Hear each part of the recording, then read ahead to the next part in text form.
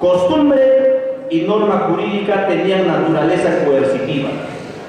Las costumbres normaban a través de sentencias o frases transmitidas con el objeto de regular la vida humana. Y es famosa esta sentencia del Amasúa, Amaqueya y Amayina. No olvidemos de que el derecho incaico era un derecho escarmentador. Pero también, así como era escarmentador, era un derecho discriminador.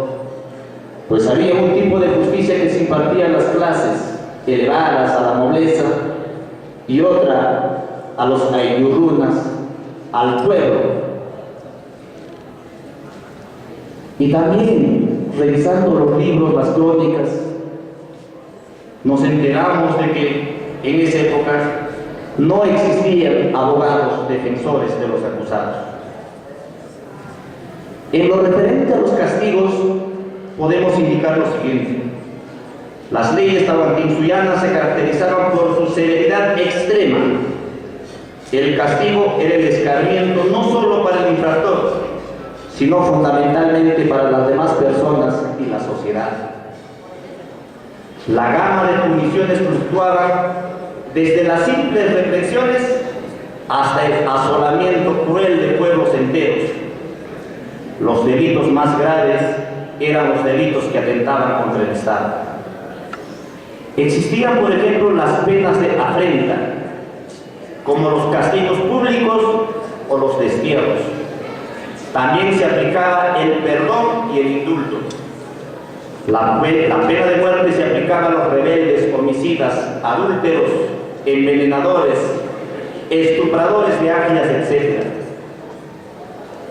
Y aquí encontramos otra figura que se llama los juicios de Dios, es decir, lo que se conoce como las ordalías, que eran los sometimientos del encausado a pruebas terribles y crueles, de las cuales si salían indemnes es porque eran inocentes. Quienes hemos estudiado, hemos repasado el famoso Código de Hammurabi o la ley del talión o el derecho de la cultura mesopotamia, los caldeos, los asirios, practicaron también esto que se llama el juicio de Dios, que consiste en lo siguiente. Cuando el juzgador encuentra dificultades, no tiene los elementos suficientes para poder determinar con certeza si una persona es culpable o no, entonces se le tenía que dejar prácticamente a la suerte de Dios.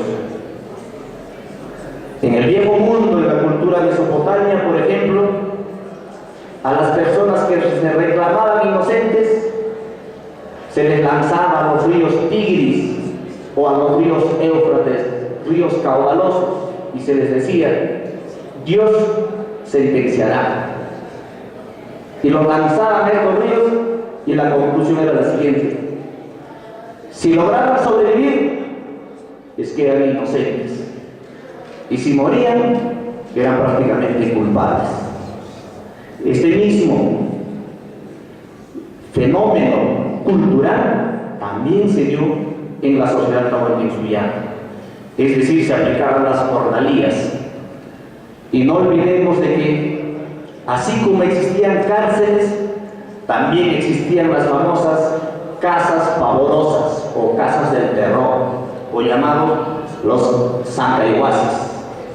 Allí la persona del que no se tenía la certeza de si ha cometido o no un determinado delito, tenía que ingresar a esa especie de túneles en donde se encontraban serpientes, animales fieros y toda clase de sabandijas. Y si lograba atravesar ese espacio y lograba salir vivo, prácticamente se le liberaba e inclusive se le pedía perdón porque injustamente se le había acusado. Bueno, ¿qué tiempos aquellos? Muy bien. También en esta sociedad existía una serie de categorías de los delitos. El más grave eran los delitos que se cometían contra la seguridad del Estado. Y luego le seguían los delitos contra el Zapainca, es decir, el soberano imperial. Otro delito grave eran los atentados contra la religión, contra la administración administrativa, contra la administración de justicia, etcétera, etcétera.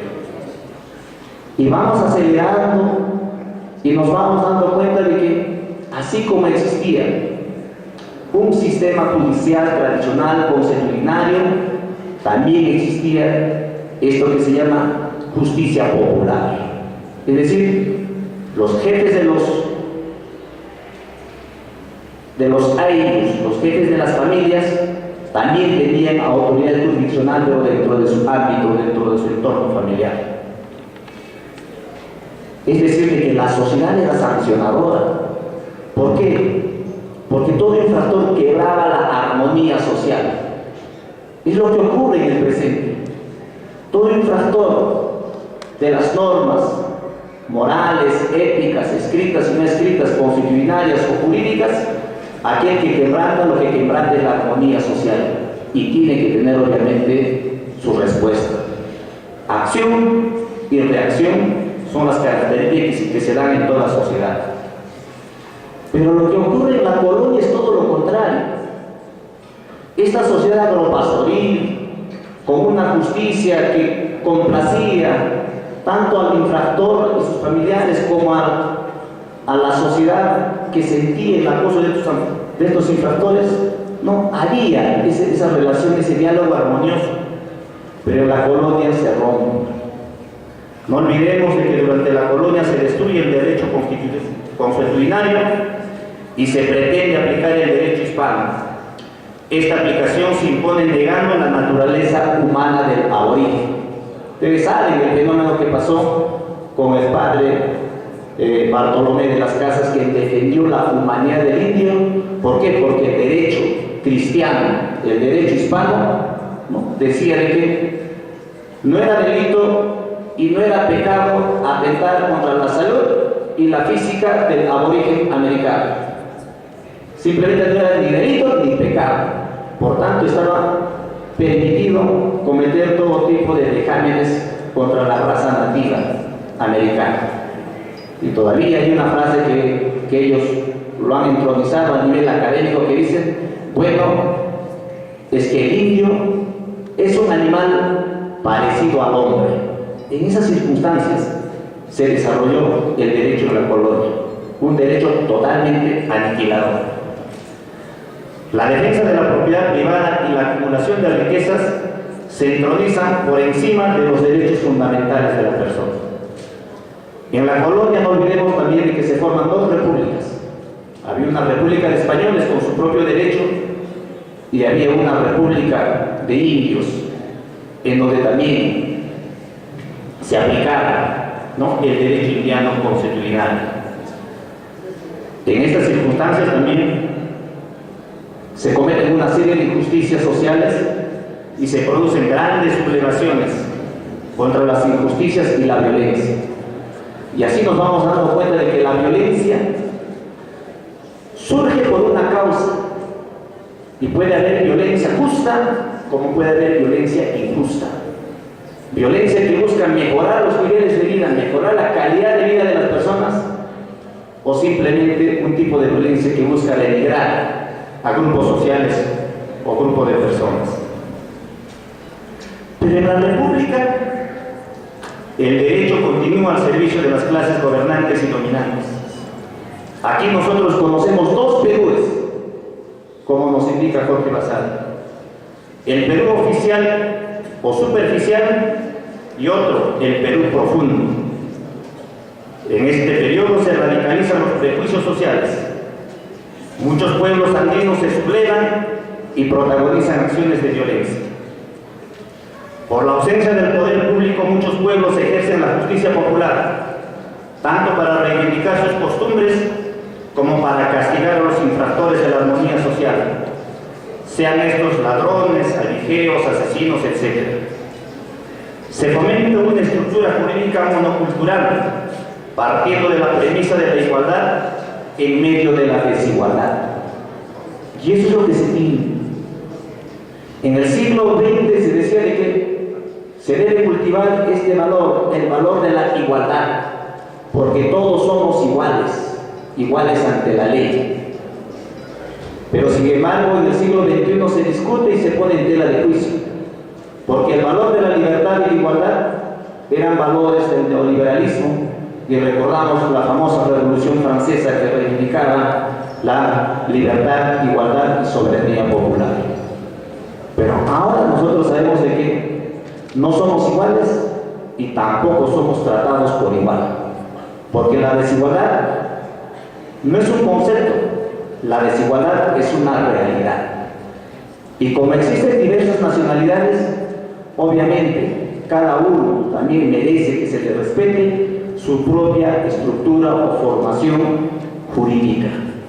Y felizmente en esa ruta se encuentra nuestra Constitución Política del Perú, que en su artículo 149 hace mención precisamente a lo que se llama la justicia comunitaria, que seguramente en el transcurso de las jornadas se tratará en profundidad.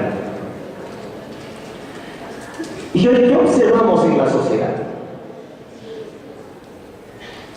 Vivimos en una sociedad en donde se ha generalizado la violencia en todas sus formas.